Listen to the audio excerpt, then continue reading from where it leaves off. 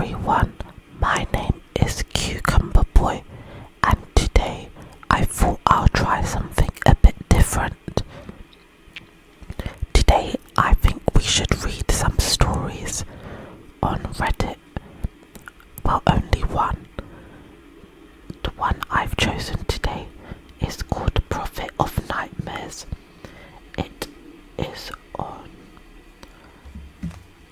It's on Reddit No Sleep, and it's been written by some user called carbodex. So let's begin. Please let me know how you feel about this type of ASMR. If you like it and the feedback is positive, then I will do some more. Prophet of Nightmares. The night the car hit me, I was walking home from the diner, my thoughts echoing with loneliness and the shattering glass of shattered dreams. I woke up in a hospital bed, wreathed in a silence so thick it felt like I was drowning. From that moment on, I started seeing things in my sleep. Dreams, but not any ordinary dreams. Visions of crimes that haven't happened yet, and every time I woke up, I felt like I was surfacing from an abyss trench, gasping for air in the bright white light of hospital linens. Each dream was a chiaroscuro of terror. The scenes played out in murky colours, the emotions ran high in shades of crimson and obsidian. Violent acts will unfold in nauseating spectacle, and I was the unwilling witness. A woman was cascading raven black hair, being chased in a dark alley. A convenience store clerk was about to be robbed at gunpoint, a hit and run just around the corner from my home. Each vision was more and more vivid and terrifying than the last. At first, I thought these nightmares were side effects of the medications that were pumping into my veins, but the dreams didn't stop when I was discharged. I took my frightened sleep and my shattered sanity home, trying to piece myself back together in the echoing silence of my apartment. My therapist told me about the dreams. Her brows knitted in concern. She suggested they were a subconscious manifestation of my trauma, assuring me they would cease in time. But they didn't. They got worse. The crimes I saw began materializing in the real world. News headlines echoed in my nightmares, word for word, scene for scene. First it was the woman from the alley, her photo flashing on the evening news. Local woman found dead in downtown alley. Police suspect foul play. A week later, it was the convenience store's clerk. His store robbed, his life taken. I tried to warn people to prevent these crimes before they happened, but would they believe a trauma victim claiming he saw future crimes in his dreams? I was laughed out of the police station. My pleas for understanding met with smirking disbelief. My therapist suggested stronger medication. My friends began to distance themselves. I was alone, carrying a terrifying secret. One evening, as I sat alone in my apartment, bathed in the sticky glow of the TV, I fell asleep. This time, the dream was different. It was vivid, more real than before. I saw a small boy with a shock of messy brown hair playing in a park under the watchful eyes of his mother. I could see his face clearly. Emily, my high school sweetheart. I watched in paralyzing fear as a man approached them. His face was obscured, but I could sense his menacing intent. The sound of my own horrifying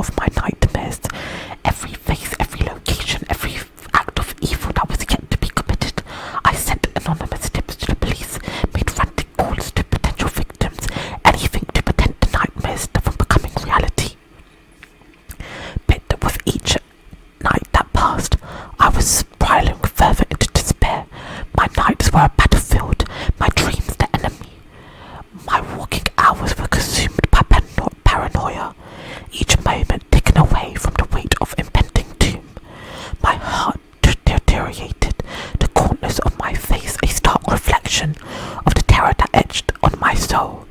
I was losing myself one nightmare at a time.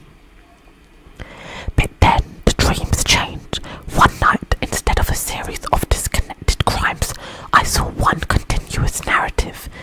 It began with a deserted street, the buildings eerily similar to the ones in my neighbourhood. A car pulled up, the driver hidden by the shadows. Out stepped a girl from her bright red hair, a stark contrast from the gloom. I recognized her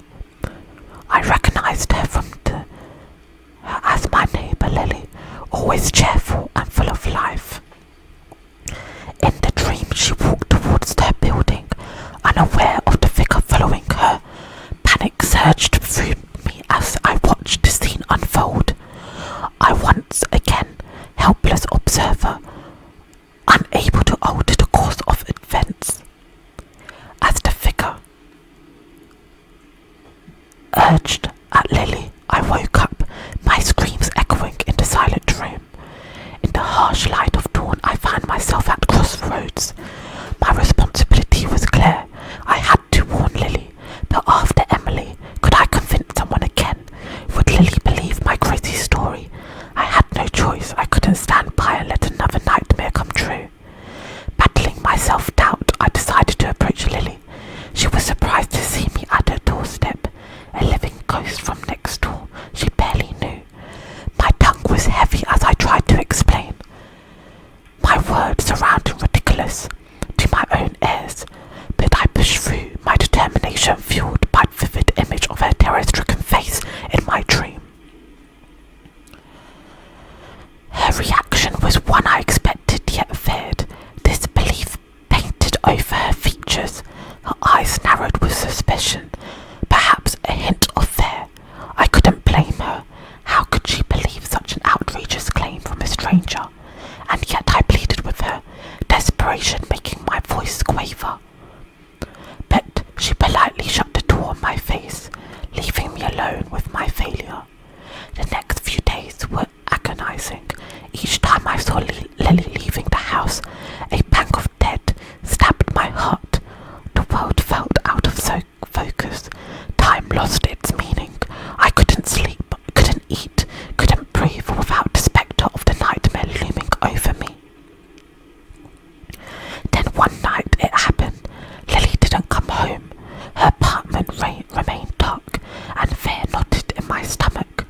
I rushed to the police, my frantic words forming a cardboard plea for help. The police didn't believe me at first, distributing my terror to anxiety and stress. But the next morning, Lily was officially declared missing. The disbelief in the officers' eyes turned into shock, then a grim determination as they began their search. Days turned into nightmarish blur. The entire neighbourhood was in an uproar, but the police were searching every corner, every alley. The dreams had stopped, and for once I wished they would come back to give me a clue, a way to find Lily. But I was left in the dark, a spectre in my own life. Then one night, out of nowhere, a new vision flashed in my eyes. I was standing in an old warehouse, damp and dilapidated. There, on the cold concrete floor, lay Lily, unconscious, her red hair spread over her like a halo. I woke up gasping, my heart pounding in my chest. This was it. This is where she was. With renewed vigour, I ran to the police station, detailing my dream. The officers exchanged skeptical, inconsiderable looks, but decided to entertain my claim. Desperate for any leads, they found a warehouse just I had described in an isolated part of town. Inside they found Lily, unconscious but alive, just as I had seen. The relief that washed over me was incredible. Lily was safe, and the predator was soon apprehended. But with that relief came a chilling realization. The dreams, the nightmares, they were part of me, a terrible gift, a morbid legacy. From that day forward, I became reluctant sentinel, a silent guardian. Each night I would descend